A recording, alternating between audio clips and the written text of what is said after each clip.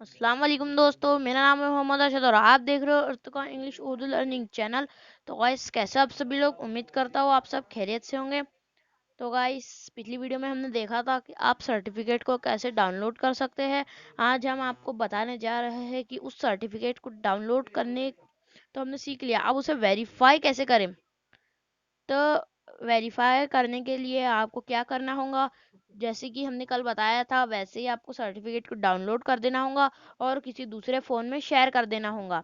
और फिर वो फ़ोन में शेयर करके उस इमेज को ओपन करना होगा, सर्टिफिकेट को पीडीएफ, किसी भी पीडीएफ ओपनर के ज़रिए से। और कोने में आपको दिखेगा एक क्यूआर कोड।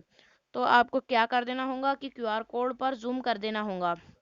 फिर आपको इसे स्कैन करना है। तो अपने मोबाइल से आपको क्या करना होगा कि दीक्षा ऐप को ओपन करना है। और दीक्षा ऐप ओपन करने के बाद आपको यहाँ पर सर्कल के अंदर दिखाऊंगा क्यूआर कोड स्कैनिंग का एक ऑप्शन, वहाँ पर आपको जाना है।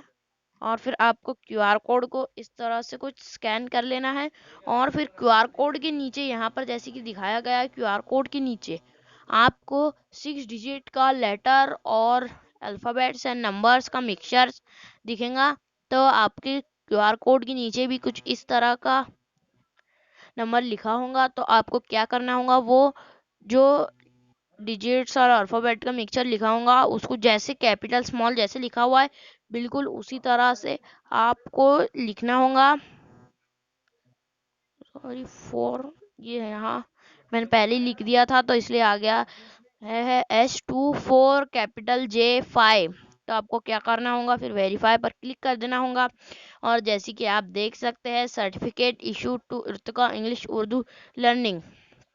तो इसका आप स्क्रीनशॉट निकाल कर रख सकते हैं। मैं स्क्रीनशॉट निकाल लेता हूँ। और जो सर्टिफिकेट जिसको हमने डाउनलोड किया था यहाँ से, उसको आप जेरोक्स निकाल कर भी रख सकते हो, संभाल कर रखना है उस सर्टिफिकेट को। तो आज की वीडियो में इतना ही, आपसे मिलेंगे अब अगली वीडियो में। अल्लाह हाफिज़।